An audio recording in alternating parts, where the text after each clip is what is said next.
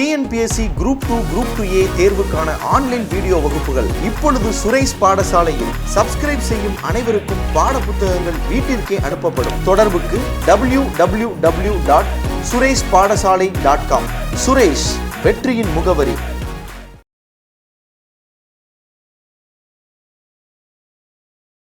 தோழர்களே, பார்லிமெண்ட் டாபிக்லேயே ஒரு சின்ன டாபிக் வந்து நம்ம பார்க்க வேண்டியிருக்கு. என்ன அப்படின்னு கேட்டிங்கன்னா, லீடர்ஸ் இன் பார்லிமெண்ட். பார்லிமெண்ட்டில் சர்டன் லீடர்ஸும் இருக்கிறாங்க. குறிப்பாக பார்த்தீங்கன்னா, லீடர் ஆஃப் தி ஹவுஸ் அப்படின்ற ஒரு போஸ்ட் இருக்குது. 2 ஹவுசஸ்லேயுமே இருக்குது, லோக்சபா ராஜ்யசபா 2லேயுமே இருக்குது. அது மாதிரி பார்த்தீங்கன்னா விப் கொறடா அப்படின்னு சொல்லுவோம் இருக்குது. அடுத்ததாக பார்த்தீங்கன்னா லீடர் ஆஃப் தி ஆப்போசிஷன் அப்படின்ற ஒரு போஸ்ட் இருக்குது.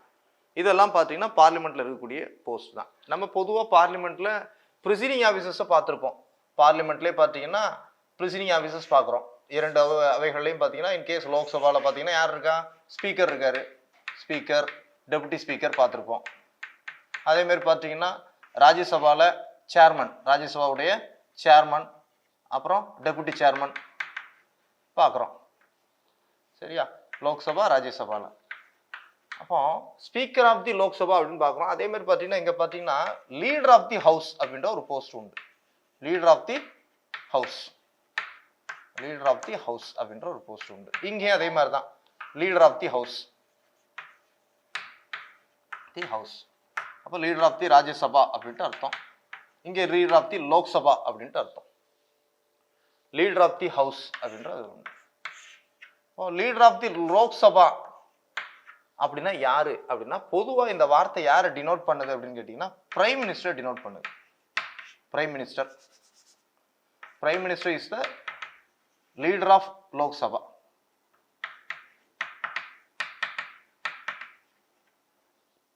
லீடர் ஆஃப் லோக்சபா, லோக்சபா யாரு அப்படின்னு கேட்டீங்கன்னா, பொதுவாக யாருன்னு கேட்டீங்கன்னா பிரைம் மினிஸ்டர் தான். ஸ்பீக்கர் ஆஃப் லோக்சபாவுக்கும் லீடர் ஆஃப் லோக்சபாவுக்கும் வித்தியாசம் இருக்கு. ஸ்பீக்கர்ன்றவர் ப்ரிசைடிங் ஆஃபீஸர், ப்ரிசைடிங் ஆஃபீஸர். ஆனால் இவர் அப்படி கிடையாது. லீடர் ஆஃப் லோக்சபா அப்படின்னு கேட்டிங்கன்னா, பொதுவாக என்னன்னு கேட்டிங்கன்னா, leader of the majority party, the majority party அப்படின்னு அர்த்தம். அந்த அவையில் மெஜாரிட்டி பார்ட்டி யாரு? Ruling party. Leader of the majority party யாரோ அவர் தான் லீடர் ஆஃப் லோக்சபா அப்படின்ட்டு மீன். பொதுவாக வந்து யூஎஸ் டெர்மினாலஜி. அமெரிக்காவில் அப்படி தான். அமெரிக்காவில் ஹவுஸ் ஆஃப், அமெரிக்காவை பொறுத்த வரைக்கும் இருக்கு இல்லையா, அவங்களுடைய லோக்சபா மாதிரி அவங்களுடைய மக்களவையில் அங்கே பிரசிடென்ட்டை சொல்லுவாங்க, அங்கே மீன் பண்ணி சொல்லுவாங்க leader of the majority party அப்படின்ட்டு சொல்லுவாங்க. இங்கே அதே மாதிரி நம்ம யாரை சொல்லணும்னா பிரைம் மினிஸ்டர் சொல்கிறோம். பிரைம் மினிஸ்டர் சொல்லலாம், ஆனால் if he is a member, அவர் லோக்சபா மெம்பர் ஆயிருந்தா மட்டும்தான் லோக்சபா. பிரைம் மினிஸ்டர் தான். நம்ம இந்தியாவை பொறுத்த வரைக்கும் லீடர் ஆஃப் தி லோக்சபா யாரு? மக்களவை தலைவர் அப்படின்ற டெர்மினாலஜி நம்ம யூஸ் பண்றோம். மக்களவை சபாநாயகர்னா ஸ்பீக்கர். மக்களவை தலைவர் அப்படின்ற டெர்மினாலஜி யாருக்கு சொல்லணும் அப்படின்னு கேட்டீங்கன்னா, அது பிரைம் மினிஸ்டர் தான். ஏன்னா பிரைம் மினிஸ்டர் லோக்சபாவுடைய மெம்பர் எனில் அவர் தான் லீடர் ஆஃப் தி லோக்சபா. பாருங்க, prime minister is a leader of the Lok Sabha if he is a member in Lok Sabha. லோக்சபாவில் மெம்பராக இருக்காரு அப்படின்னா அவர் தான் லீடர் ஆஃப் தி லோக்சபா அப்படின்னு அர்த்தம். இன்கேஸ் அவர் ராஜ்யசபாவிலிருந்து எலெக்ட் ஆயிருக்காரு, நம்ம பார்த்தோம் ப்ரீவியஸ் பிரைம் மினிஸ்டரான ரெஸ்பெக்டட் மன்மோகன் சிங் அவர்கள் வந்து எங்கே இருந்தாங்க? ராஜ்யசபாவில் இருந்தாங்க. அப்போ அவங்கள பொறுத்த வரைக்கும் நம்ம என்ன பண்ண முடியாது, அவர் இங்கே கிடையாது அப்படின்ற பட்சத்தில், if he is not a member அப்படின்ற பட்சத்தில், இல்லை அப்படின்ற பட்சத்தில், எ மினிஸ்டர்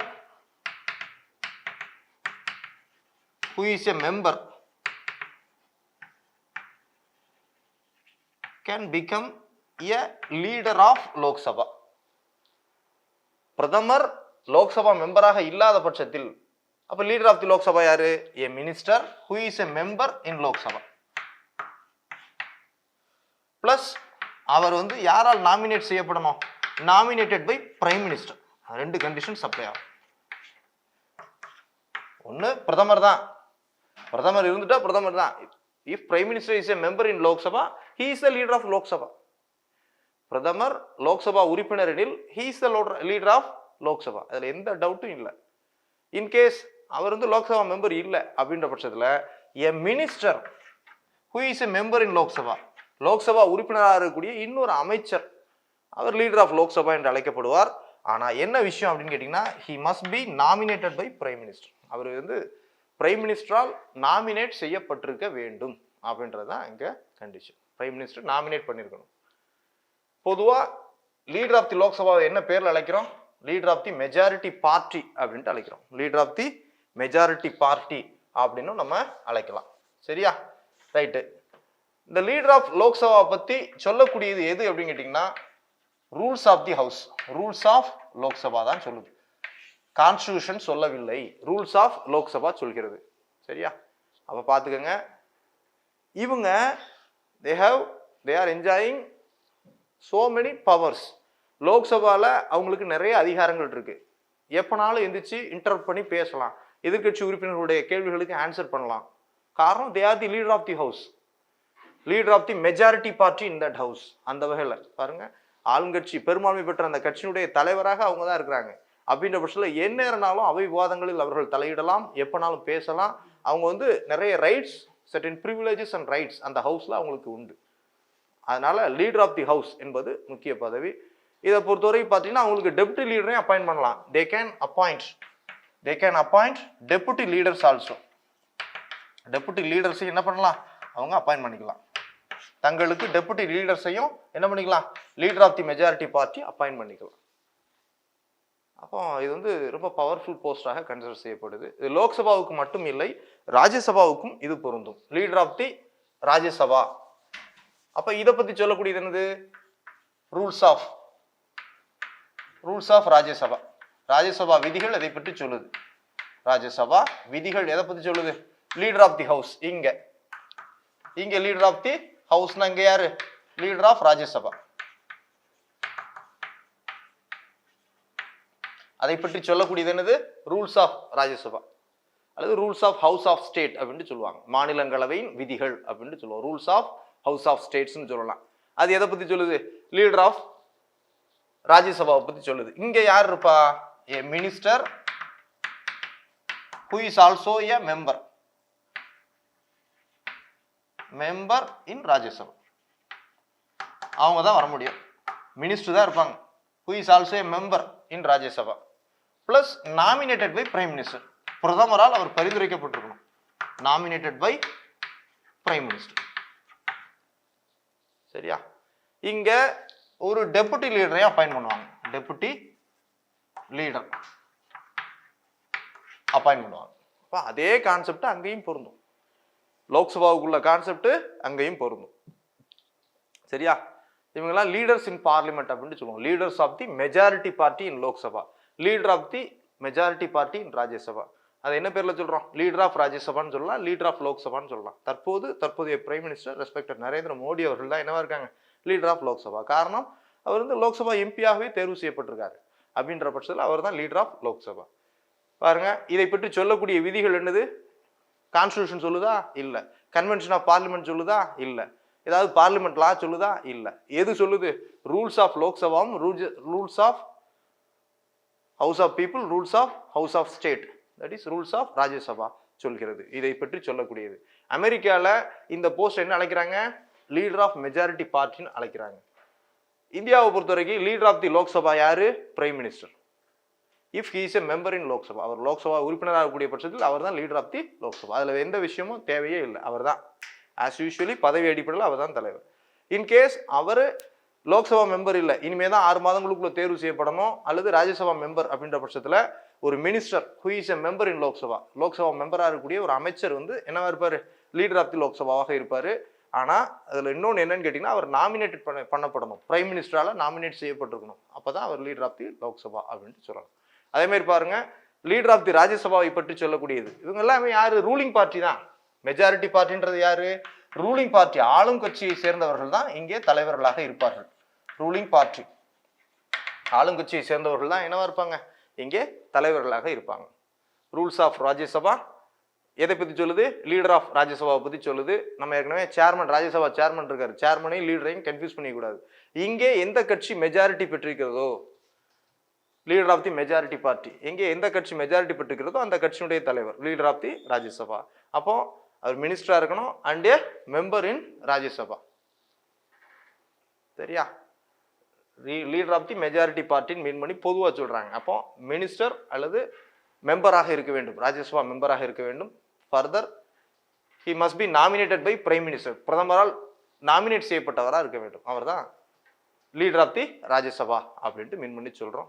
இவங்க டெபுட்டி லீடர்ஸையும் தங்களுக்கு நியமிச்சுக்கலாம். அவ்வளோதான் அந்த விதிகள் சொல்லுது. ரொம்ப வேற கிளியர் கட்டாலாம் சொல்லலை. என்ன விதிகள்? Rules of Lok Sabha, rules of the houses, அவ்வளோதான்.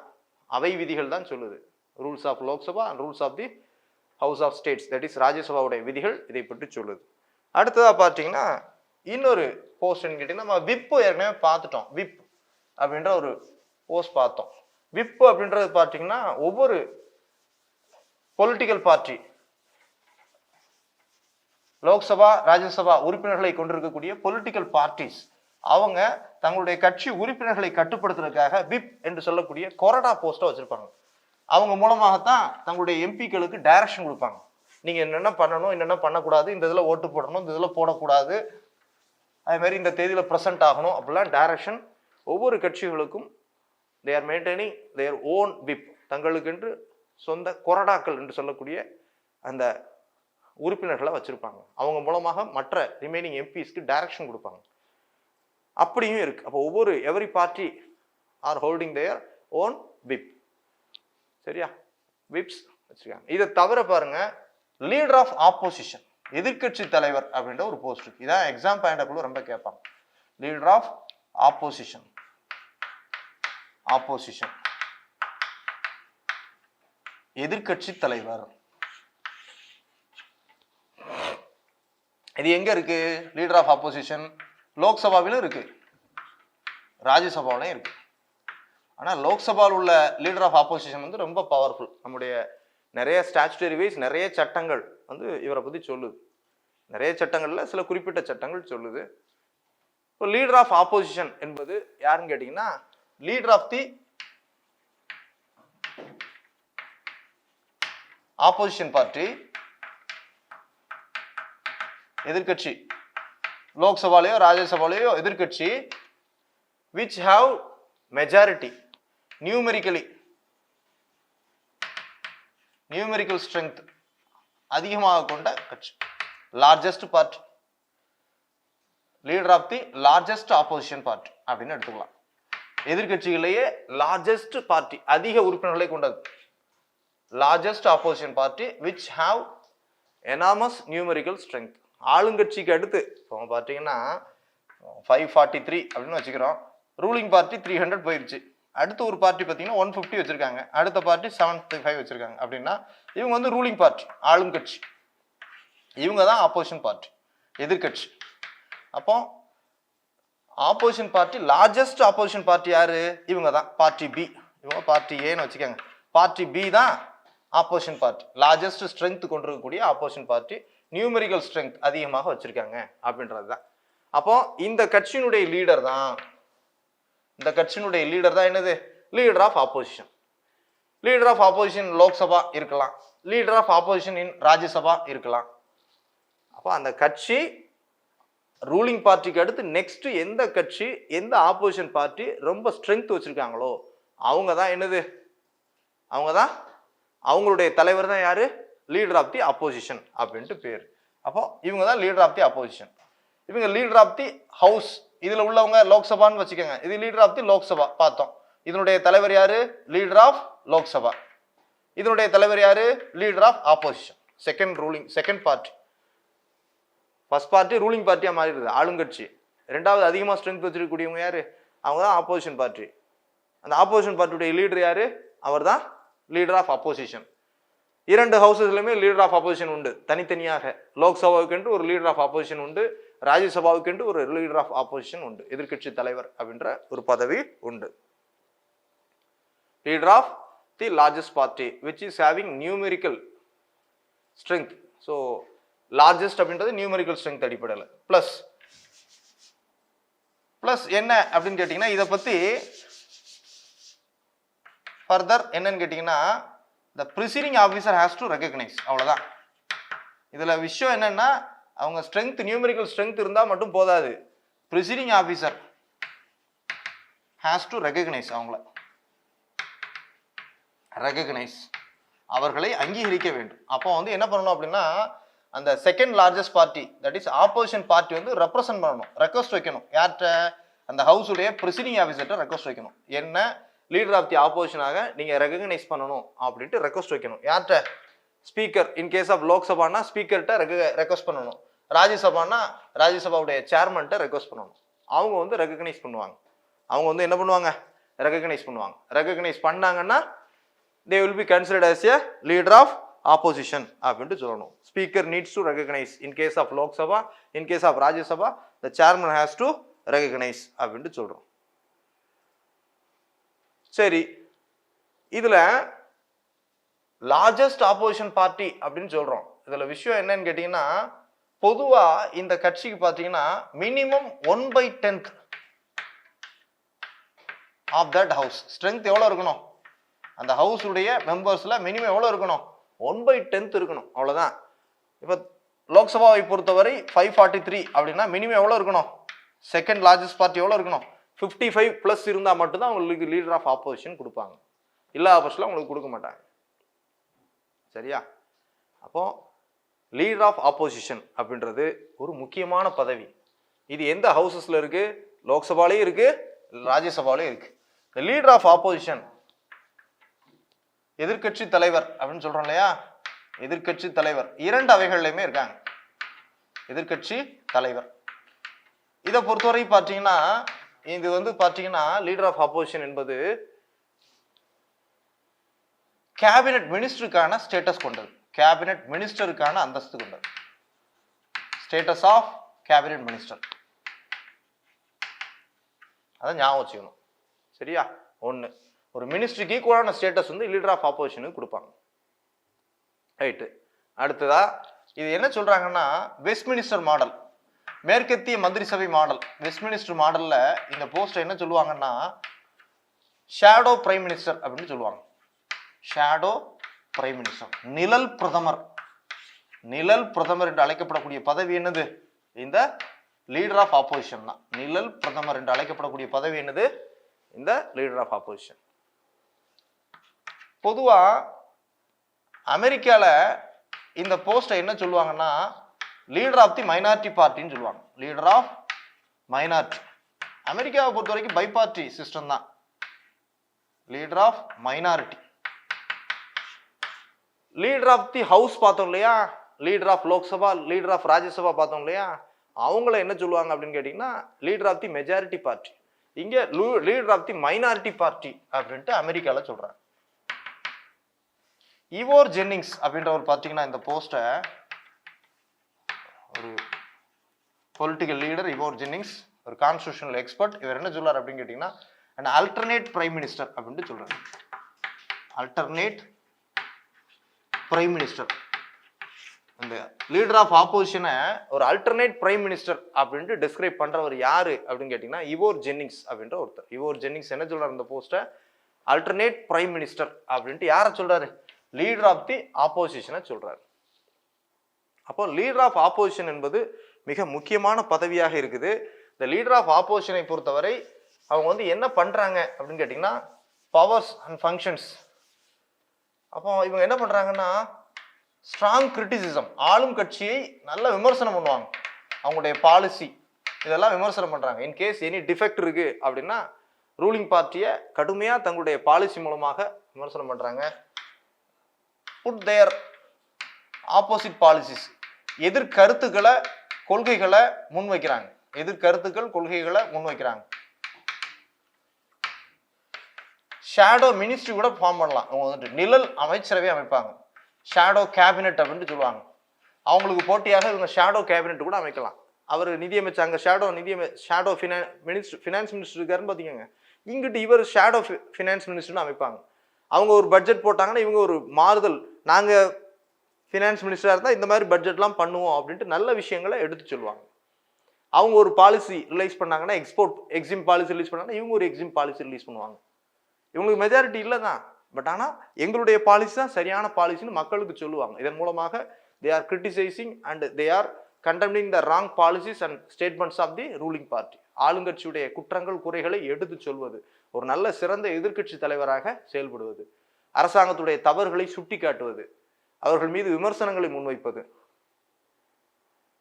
ஆல்டர்னேட் கவர்மெண்ட் ஃபார்ம் பண்றதுக்கு ரெடியா இருப்பாங்க. Ready to form alternate government. Suppose ஆளும் அரசாங்கம் கவிழ்ந்தால் மாற்று அரசாங்கம் அமைப்பதற்கு தயாரா இருப்பாங்க. ஆல்டர்னேட் கவர்மெண்ட் அமைப்பதற்கும் அவர்கள் தயாரா இருப்பாங்க. யாரு? Leader of opposition. அப்போ எந்த அளவுக்கு பவர்ஃபுல் அப்படின்றத பாருங்க.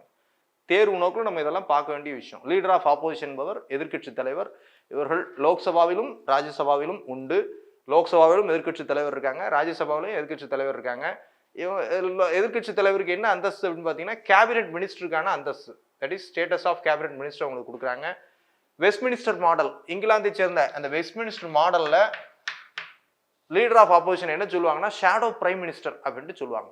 நிழல் பிரதமர் அப்படின்ட்டு சொல்றது உண்டு. அமெரிக்காவை பொறுத்த வரைக்கும் இந்த போஸ்ட்டை leader of the minority party அப்படின்ட்டு சொல்றாங்க. அமெரிக்காவில் 2 கட்சி ஆட்சி முறை தான். அப்படின்ற பட்சத்தில் ஒரு கட்சி பிரசிடென்டா இருப்பாங்க, இன்னொருத்தங்க பார்த்தீங்கன்னா இன்னொரு கட்சியினுடைய தலைவர் என்னவா தான் இருப்பாங்க, leader of the minority party அப்படின்ட்டு இருப்பாங்க. இவோர் ஜென்னிங்ஸ் இந்த லீடர் ஆஃப் ஆப்போசிஷனை எப்படி டிஸ்கிரைப் பண்றாரு அப்படின்னு கேட்டீங்கன்னா அல்டர்னேட்டிவ் பிரைம் மினிஸ்டர் அப்படின்ட்டு அவர் என்ன பண்றாரு சொல்றாரு. அப்போ இவங்களுடைய ஃபங்க்ஷன்ஸ், டியூட்டிஸ் என்ன, டியூட்டிஸ் அண்ட் ரெஸ்பான்சிபிலிட்டிஸ் என்ன அப்படின்னு கேட்டீங்கன்னா ரெஸ்பான்சிபிலிட்டிஸ் ஆஃப் யாருடையது, லீடர் ஆஃப் ஆப்போசிஷன் அப்படின்ற வகையில் பார்த்தீங்கன்னா they make strong criticism against the government. They put opposite policies and strong policies against the present ruling party. They form a shadow cabinet. அடுத்ததா they are ready to form alternate government if the government of ruling party down struggles down, அல்லது அது வந்து down ஆகிப்போச்சு அப்படின்னா இவங்க அடுத்த government form பண்ணுறதுக்கு ready ஆவாங்க. இதெல்லாம் வந்து இவங்களுடைய ரெஸ்பான்சிபிலிட்டிஸ். அப்போ இவங்க வந்து ஒரு கேபினெட் மினிஸ்டருக்கான ஸ்டேட்டஸை கொண்டிருக்காங்க. இந்தியாவை பொறுத்தவரைக்கும் பார்த்தீங்கன்னா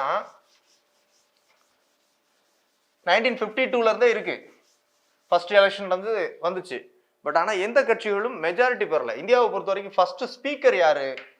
ஸ்பீக்கர் நமக்கு தெரியும் யாரு, ஜிவி மாவுலங்கர் அப்படின்ற ஒருத்தர். ஜிவி மாவுலங்கர் அவர் தான் பார்த்தீங்கன்னா இதை வந்து டெஃபினேஷன்லாம் கொடுத்துருக்காரு. லீடர் ஆஃப் ஆப்போசிஷனா எப்படி இருக்கணும் அப்படின்ற டெஃபினேஷன்லாம் யார் கொடுத்துருக்கா?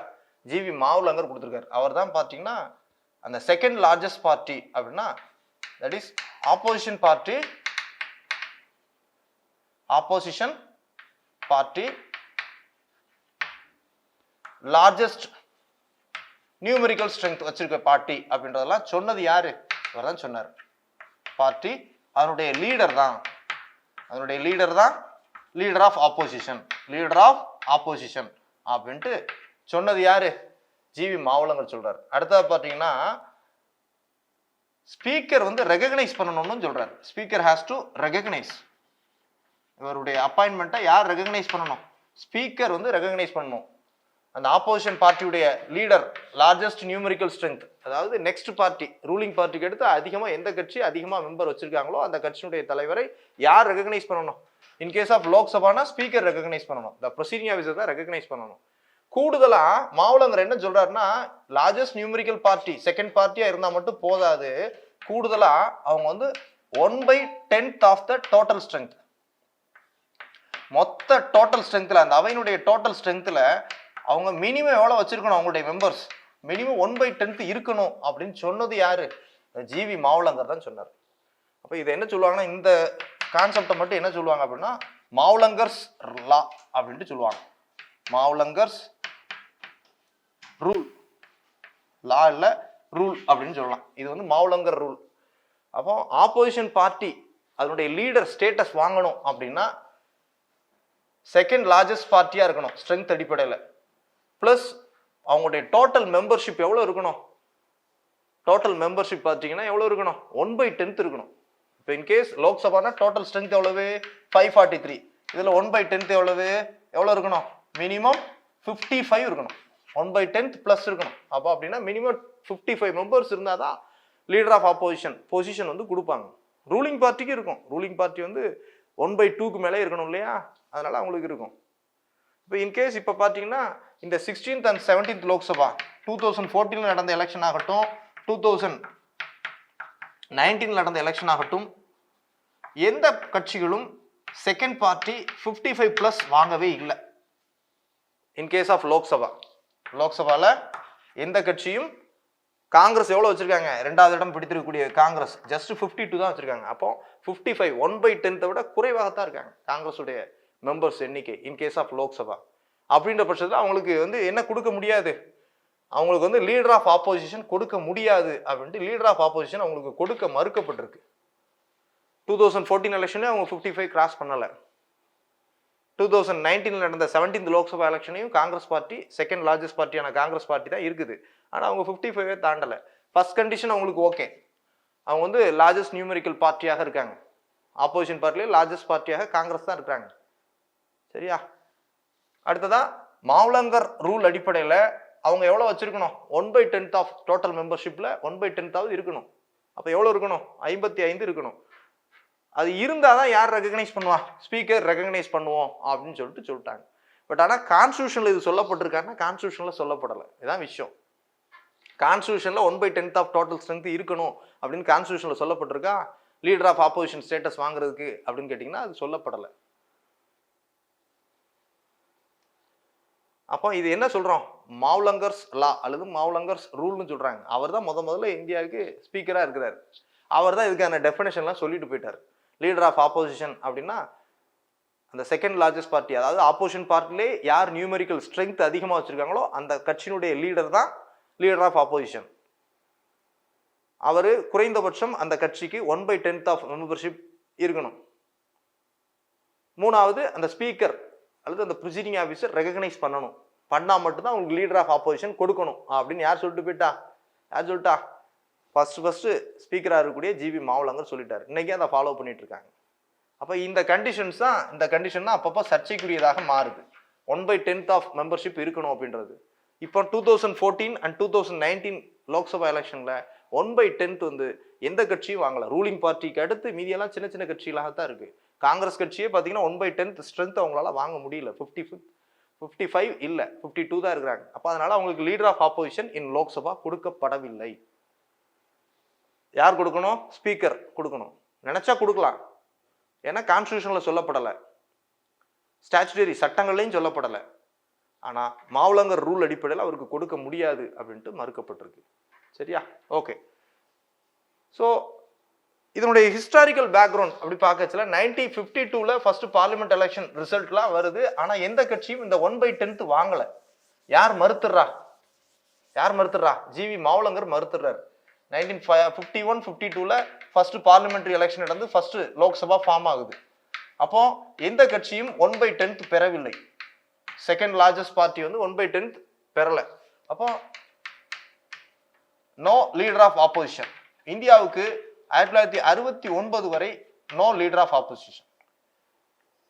1969 தான் அபிஷியல் ரெகக்னிஷன் கொடுக்குறாங்க லீடர் ஆஃப் ஆப்போசிஷன் அப்படின்ற போஸ்ட்டுக்கு.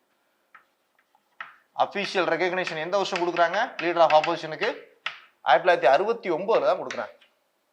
பின்னாளில் 1977 காங்கிரஸ் கட்சி ஆப்போசிட் பார்ட்டியாக வந்த பின் அப்பதான் ஸ்டாச்சுட்டரி பொசிஷன் கொடுக்குறாங்க. சட்டப்பூர்வ அங்கீகாரம், ஸ்டாச்சுட்டரி ரெகக்னிஷன் எந்த வருஷம் கொடுக்குறாங்க லீடர் ஆஃப் ஆப்போசிஷன் அப்படின்னு கேட்டீங்கன்னா எந்த வருஷம் கொடுக்குறாங்க?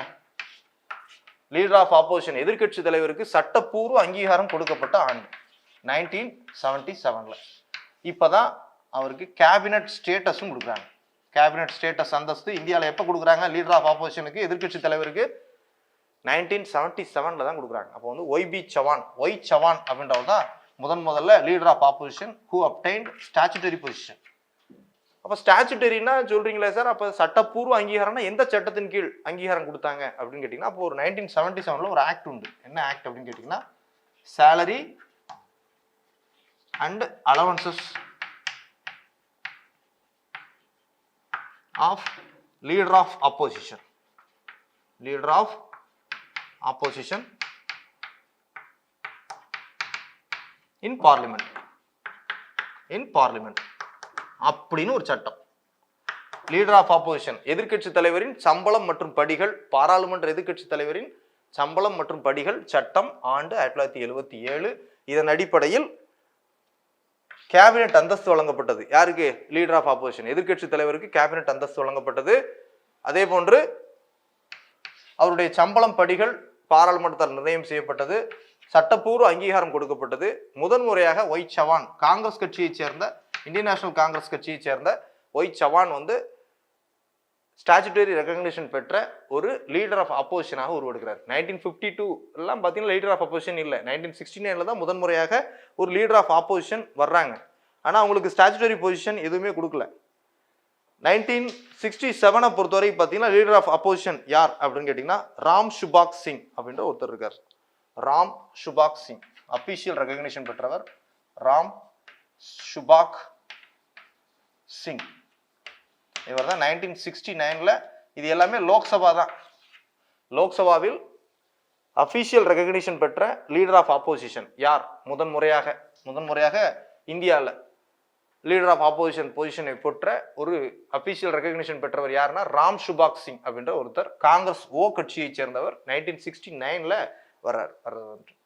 1977 ஸ்டாச்சுட்டரி ரெகக்னிஷன் சட்டப்பூர்வ அங்கீகாரம் பெற்றது ஒய் சவான். கேபினட் ஸ்டேட்டஸ் வாங்குறாரு. 1977 எந்த சட்டத்தின் அடிப்படையில்னா salary and allowances of leader of opposition in parliament act 1977. இதன் அடிப்படையில் தான் சட்டப்பூர்வ அங்கீகாரம் லீடர் ஆஃப் ஆப்போசிஷனுக்கு கிடைக்குது. சரியா? அப்போ இந்த 1977 salary and allowances of leader in parliament இதை பொறுத்த வரைக்கும் பார்த்தீங்கன்னா அந்த second largest party, that is leader of the largest பார்ட்டின்னு பார்த்தோம் இல்லையா, leader of largest opposition party, இதை சொல்லுது இந்த சட்டத்தில் சொல்லிட்டாங்க. Leader of the largest opposition party, that is numerical strength அடிப்படையில் லார்ஜஸ்ட் அந்த ஆப்போசிஷன் பார்ட்டி யாரோ அதனுடைய தலைவர் தான் எதிர்கட்சி தலைவர் அப்படின்னு இந்த சட்டத்தில் சொல்லிட்டாங்க. எந்த சட்டத்தில்? Salary and allowances of leader of parliament act 1977 சொல்லியாச்சு. ஆனால் இந்த மாவுலங்கர் சொன்ன 1/10 ரூல் சொன்னார் இல்லையா, டோட்டல் ஸ்ட்ரென்த்தில் லீடர் ஆஃப் ஆப்போசிஷன் என்பவர்கள் 1/10 பெற்றிருக்க வேண்டும் அப்படின்னு சொன்னாங்க இல்லையா, அதை பொறுத்த வரைக்கும் இந்த சட்டத்தில் சொல்லலை. இப்போ அதான் சர்ச்சையாச்சு. அதை பொறுத்த வரைக்கும் இந்த சட்டத்தில் சொல்லப்படவில்லை. எதிர்கட்சிகளில் ஸ்ட்ரென்த் அடிப்படையில் எந்த கட்சி அதிகமாக இருக்கோ அதனுடைய தலைவர் வந்து அப்ளை பண்ணணும். யாருக்கு? ப்ரிசைடிங் ஆஃபீஸர்கிட்ட. ஸ்பீக்கர்கிட்ட ரெக்வஸ்ட் பண்ணணும். ரெக்வஸ்ட் பண்ணுறப்போ ஸ்பீக்கர் வந்து அவங்கள ரெகக்னைஸ் பண்ணுவார். நீங்கள் தான் எதிர்கட்சி தலைவர் அப்படின்ட்டு, லீடர் ஆஃப் ஆப்போசிஷன் அப்படின்ட்டு ரெகக்னைஸ் பண்ணுவார் அப்படின்னு தான் சொல்கிறாங்க. 1/10 ஸ்ட்ரென்த் என்பது மாவுலங்கர்ஸ் ரூல். மாவுலங்கர் சொல்லிட்டு போனது, அதை பற்றி சட்டத்தில் சொல்லப்படவில்லை. மாவுலங்கர் சொல்லிட்டு போனது. மாவுலங்கர் 1952 அவர் ஸ்பீக்கராக இருந்தவர். At the time of independence இந்தியாவுடைய அந்த இன்டரிம் கவர்மெண்ட்லையும் பார்த்தோம் ஜிவி மாவுலங்கர் பற்றி. அப்போ ஜிவி மாவுலங்கர் வந்து சொல்லிட்டு போனார். அவர் தான் இந்த ரூல்லாம் சொல்லிட்டு போனார். குறைந்தபட்சம் 1/10 இருக்கணும் அப்படின்னு சொல்லிட்டு போனார். அதனால தான் 1952 1969 வரைக்கும் யாருக்கும் லீடர் ஆஃப் ஆப்போசிஷன் கொடுக்கல. 69 தான் 1/10 வாங்கினாங்க. 69 தான் 1/10 வாங்கினாங்க. அதனால அப்போ லீடர் ஆஃப் ஆப்போசிஷன் கொடுத்துட்டாங்க.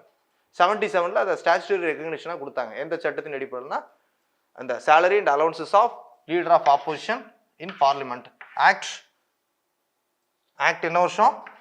ஆக்ட் 1977. இதுக்குன்னு ஒரு சட்டம், salary and allowances of leader of opposition in parliament act 1977 அடிப்படையில் தான் இதை கொடுத்தாங்க. அந்த ஆக்ட்ல சொன்னது leader of the opposition party which has numerical strength அப்படின்னு சொன்னாங்க. லார்ஜஸ்ட் நியூமெரிக்கல் ஸ்ட்ரென்த் கொண்ட பார்ட்டியுடைய தலைவர் அப்படின்னு சொல்லிட்டாங்களே தவிர 1/10 இதில் சொல்லப்படவில்லை அப்படின்றதான். இப்போ ஏன் இது இதில் என்ன ஆகுது, இந்த போஸ்ட்டுக்கு ஏன் இவ்வளோ அடிச்சுக்கிறாங்க என்ன அப்படின்னு கேட்டிங்கன்னா, இந்த போஸ்ட்டை பொறுத்தவரை பார்த்தீங்கன்னா லீடர் ஆஃப் ஆப்போசிஷன் இன் லோக்சபா, லோக்சபாவில் உள்ள லீடர் ஆஃப் ஆப்போசிஷன் இருக்காங்க இல்லையா, இவங்களை பொறுத்த வரைக்கும் இவங்க நிறைய இதில் செலெக்ஷன் கமிட்டியில் இருக்காங்க. They includes one of the selection committee members. They are also selection committee member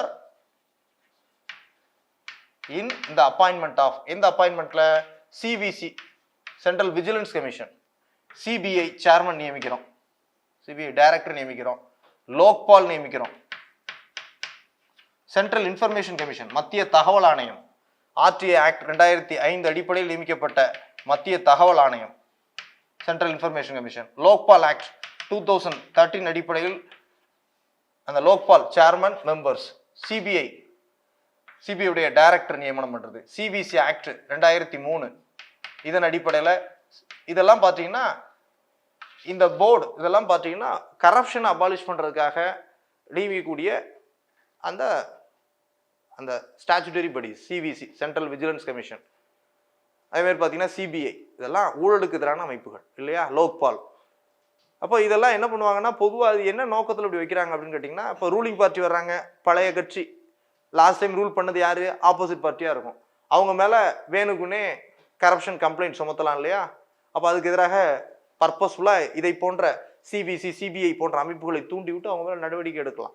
அப்போ அப்படின்ற பட்சத்தில் இரண்டு தரப்புக்கும் பொதுவாக நியாயமாக இருக்கணும். யார், சிபிஐ தலைவர், சிவிசி தலைவர், சிவிசி, அதே மாதிரி பார்த்தீங்கன்னா லோக்பாலுடைய சேர்மன் மெம்பர்ஸு, சென்ட்ரல் இன்ஃபர்மேஷன் கமிஷனுடைய சேர்மன் மெம்பர்ஸ்லாம் நியாயமாக இருக்கணும் அப்படின்றதுக்காக அதை செலக்ட் பண்ணுறப்போ ரூலிங் பார்ட்டி, ஆப்போசிஷன் பார்ட்டி ரெண்டு பேரும் கலந்து பேசி தான் முடிவு பண்ணணும்.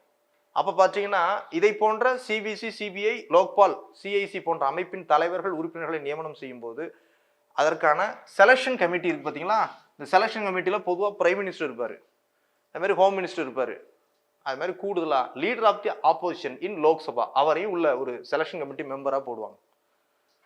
செலெக்ஷன் கமிட்டி மெம்பராக போடுவாங்க. இவங்க 3 பேரும் டிஸ்கஸ் பண்ணுவாங்க. சில நேரங்களில் ஸ்பீக்கரையும் போட்டிருப்பாங்க, சில கேசஸில் சுப்ரீம் கோர்ட் சிஜேஐயும் போட்டிருப்பாங்க.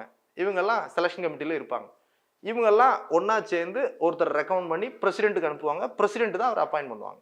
அப்போ நியாயமாக இருக்க வேண்டும் என்ற நோக்கத்தில், எதிர்க்கட்சிக்கும் பாதகம் இல்லாமல் இருக்க வேண்டும் என்ற நோக்கத்தில் லீடர் ஆஃப் ஆப்போசிஷன் லோக்சபாவையும் இந்த selection committee, CVC selection committee, CBI மெம்பரை டைரக்டர் செலக்ட் பண்ணுறதுக்கான selection committee, Lokpal president and அந்த மெம்பர்ஸை செலக்ட் பண்ணுறதுக்கான செலெக்ஷன் கமிட்டி, இதில் யாரையும் வச்சுருப்பாங்க, லீடர் ஆஃப் ஆப்போசிஷனை வச்சுருப்பாங்க. நம்ம லோக்பால் ஆக்ட் பார்த்தீங்கன்னா 2013 வந்துருச்சு. ஆனால் 2019 கிட்ட தான் என்ன பண்ணாங்க, அதனுடைய சேர்மன் அண்ட் மெம்பர்ஸை அப்பாயின்ட் பண்ணாங்க. காரணம் என்னன்னு கேட்டிங்கன்னா, ரொம்ப காலமாக 2014 என்னவா வேக்கண்ட் இருக்கு, 2014 லீடர் ஆஃப் லோக்சபா வேக்கண்டாக இருக்கு. லீடர் ஆஃப் லோக்சபா வேக்கண்டாக இருக்கு. காரணம் 2014 எலெக்ஷன், 2019 எலெக்ஷன் ரெண்டுலையுமே என்ன இல்லை, 1/10 கொண்ட பார்ட்டி இல்லை. இதுலேயே 1/10 கொண்ட பார்ட்டி இல்லை. அதனால லீடர் ஆஃப் ஆப்போசிஷன் லோக்சபா கொடுக்கப்படவில்லை. அதனால ஸ்பீக்கர் யாரையுமே காங்கிரஸ் 52 தான் வச்சிருக்காங்க 17th லோக்சபா 2019. அப்போ அவங்கள ரெகக்னைஸ் பண்ணலை. ஸ்பீக்கர் என்ன பண்ணல, அவங்க லீடர் ஆஃப் ஆப்போசிஷன் என்று காங்கிரஸ் கட்சி அந்த பார்லிமெண்ட் லோக்சபா தலைவரை ரெகக்னைஸ் பண்ணல, லீடர் ஆஃப் ஆப்போசிஷன் என்று ரெகக்னைஸ் பண்ணலை. அதனால பார்த்தீங்கன்னா இந்த தேர்வுகளில் தொய்வு ஏற்பட்டுச்சு. Selection committee, CBC chairman appoint பண்ணோம், செலெக்ஷன் கமிட்டியில் யார் இல்லை, லீடர் ஆஃப் ஆப்போசிஷன் லோக்சபா இல்லை. அப்போ அதனால சிபிசி சேர்மன் நியமிக்கப்படவில்லை, சர்ச்சையாகுது. லோக்பால் நியமிக்கப்படவில்லை. காரணம் என்ன, செலெக்ஷன் கமிட்டியில் ஒருத்தரான லீடர் ஆஃப் ஆப்போசிஷன் வேக்கண்டாக இருக்கு. அப்போ சர்ச்சையாகி கோர்ட்டுக்கு போயிட்டாங்க. Supreme court சொல்லிருச்சு, so Lokpal form பண்ணுறதுக்குலாம் leader of opposition Lok Sabha தேவையில்லை, அவர் இல்லாமலே நீங்கள் அந்த செலெக்ஷன் கமிட்டியை போட்டு என்ன பண்ணிருங்க, நியமனம் பண்ணிருங்க அப்படின்ட்டு டைரக்ஷன் கொடுத்ததுக்கு அப்புறம் தான் என்னாச்சு, லோக்பால் நியமிக்கப்பட்டது. அதே மாதிரி தான் அந்த சிபிசி போன்ற சர்ச்சைகளும் தொடர்ந்துச்சு. அப்போது அந்த லீடர் ஆஃப் ஆப்போசிஷன் என்பது இதை போன்ற குழுக்களில் செலெக்ஷன் கமிட்டியில் ஒரு மெம்பராக இருக்கிறாங்க. இப்போ அது இல்லாமலே நியமிக்கிறாங்க. அந்த அளவுக்கு ஆனால் முக்கியத்துவம் வாய்ந்த பதவியாக உச்சநீதிமன்ற தீர்ப்புக்கு பின்னால் தான் நியமிக்க முடியுது. அந்த அளவுக்கு முக்கியமான பதவி தான் என்னது, leader of opposition. Leader of opposition எதிர்க்கட்சி தலைவர், அதுவும் குறிப்பாக லோக்சபா தான் அதில் முக்கியத்துவம் பெறுது. இதே போன்று பார்த்தீங்கன்னா ராஜ்யசபாலையும் லீடர் ஆஃப் ஆப்போசிஷன் இருக்குது. ராஜ்யசபாவிலும் லீடர் ஆஃப் ஆப்போசிஷன் இருக்குது. இது என்ன அப்படின்னு கேட்டிங்கன்னா, ராஜ்யசபாவை பொறுத்த வரைக்கும் லீடர் ஆஃப் ஆப்போசிஷன் இதுவும் அதே மாதிரி தான். ராஜ்யசபாலையும் டில் 1969 1969 வரை நோ ரெகக்னிஷன், யாருக்குமே அங்கீகாரம் கொடுக்கல, லீடர் ஆஃப் ஆப்போசிஷன் என்ற அங்கீகாரம் வழங்கப்படவில்லை. 1969 தான் கொடுக்குறாங்க. 1969 பொறுத்த வரைக்கும் ஷாம் நந்தன் பிரசாத் மிஸ்ரா அப்படின்ற ஒருத்தர் வாங்குறாரு, leader of opposition in Rajya Sabha. Sham Nandan Prasad Mishra அப்படின்ற ஒருத்தர் தான் என்ன பண்றாரு, 1969 ரெகக்னேஷன் வாங்குறாரு. முதல்ல leader of opposition in Rajya Sabha அப்படின்ற ஸ்டேட்டஸை வாங்குறாரு. பின்னாளில் 1977 கமலாபதி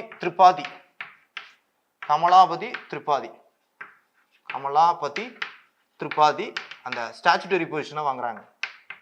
கமலாபதி திரிபாதி வாங்குறாங்க 1977.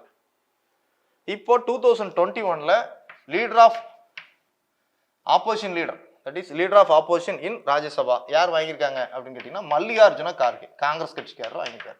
மல்லிகார்ஜுன கார்கே வாங்கியிருக்காரு. ஆனால் லீடர் ஆஃப் லோக்சபா யாருக்கும் கொடுக்கப்படலை, இது வேக்கண்டாக தான் இருக்கு. அதுதான் முக்கியமான போஸ்டாக இருக்கு. மக்களவை எதிர்க்கட்சி தலைவர் தான் ரொம்ப முக்கியமான பதவி, அதுதான் இந்த செலெக்ஷன் கமிட்டிலாம் இருக்கு. ஆனால் மாநிலங்களவை எதிர்க்கட்சி தலைவர் that is ராஜ்யசபாவுடைய leader of opposition யாரு, காங்கிரஸ் கட்சியை சேர்ந்த மல்லிகார்ஜுன கார்கே.